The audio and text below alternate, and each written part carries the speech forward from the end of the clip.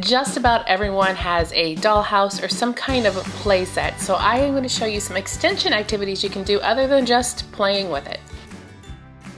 Hey you guys, it's Christina from the Purple Alphabet and welcome to my channel. I'm in the middle of beta, which is a vlog every day in April, and I have been giving you videos every single day. Plus, I am trying to reach my goal of 10,000 subscribers, and I am getting closer and closer and closer and closer and closer and closer every day. So please subscribe if you haven't already. Thank you to all those who have and who have shared the channel with people who you think might be interested. I think I'm about maybe like 150 away, like really close. And once we do that, I am going to throw a meetup party.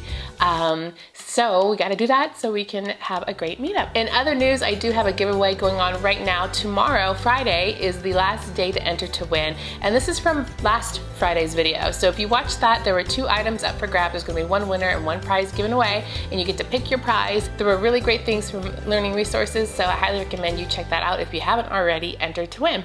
So today we're going to talk about extensions for using your dollhouses. I figure pretty much everybody has a dollhouse or a play set. This could be a regular dollhouse that has little people in it. It could be a dollhouse set like this one that is made of blocks and is a little bit more ambiguous, or maybe it's an Elsa castle.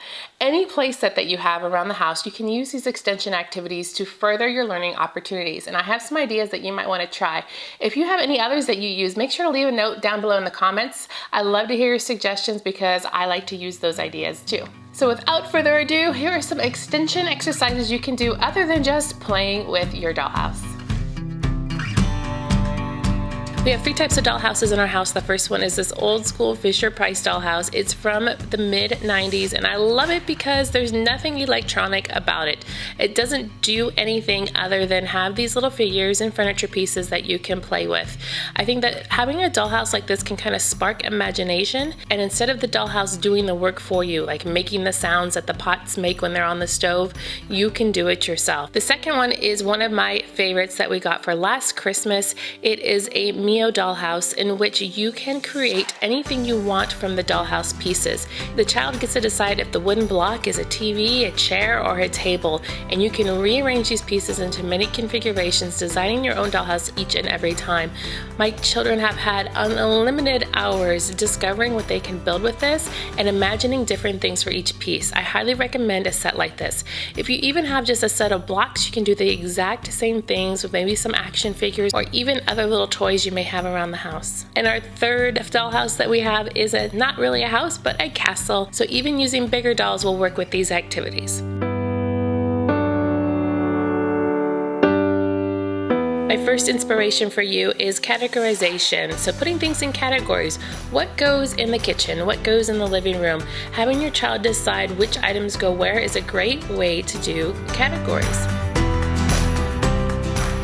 For the younger children, this is a really great opportunity to increase vocabulary by naming the items as you place them in the house. This is a bed, this is a chair, and then even have them tell you what the items are as they place them in. Naming things and working on the vocabulary of the pieces in the dollhouse are great for speech development. Also, for the little ones who are learning to count, this provides a great opportunity to count the chairs or count the beds or count the flowers and tell you how many things there are. If your child's a little bit more advanced, maybe working on phonics, you can work on that too. I spy something that starts with the sound B, B, B. Can you find something? Maybe you're working on multiple languages. This is also a great opportunity to introduce vocabulary in different languages as you're talking about each item in the dollhouse.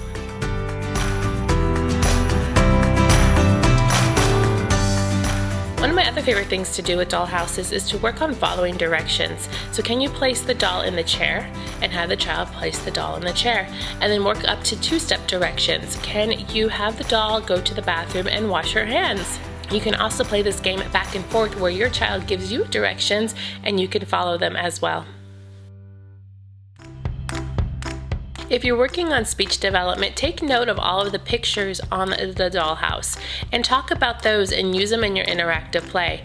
Going to the kitchen, looking for items on the shelves, pulling them out of the refrigerator, or maybe even finding a book on the bookshelf and pretending to read.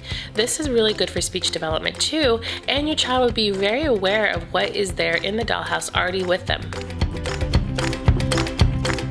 If there's a skill that you're working on at home in real life, why not use it in a role play situation with the dollhouse? Maybe you're learning all the steps it takes to go to bed, and you can role play those out with the dolls in the dollhouse. Go to use the bathroom, you take a bath, you wash your hands, you go read a story, and you get tucked in. You can run through these scenarios that maybe you're working on and need a little help on in a role play situation, so that when you do them in real life, it'll be a little bit more familiar. Using positional exercises can be a lot of fun too. If you place an item in the dollhouse and ask your child if it's on top, below, or under, or you can give them instructions to place the item on the stairs, or place the doll under the table, or place the doll on top of the table. Think of phrases such as in front of, on top of, behind, below, next to, all of those great prepositional words they can learn simply by using the figures and all the items in the dollhouse too. As always, I hope those ideas have inspired you to look at things a little bit differently and get creative with your learning with items that you already have and you're already playing with. If you have any suggestions that you do with your family, leave them down below. I'd love to hear your thoughts and opinions. You always have such great ideas, and make sure to read the comments too, because you might be inspired by something somebody else has said. Make sure to click subscribe so I can reach my 10,000 subscriber goal, and give me a thumbs up to show your love.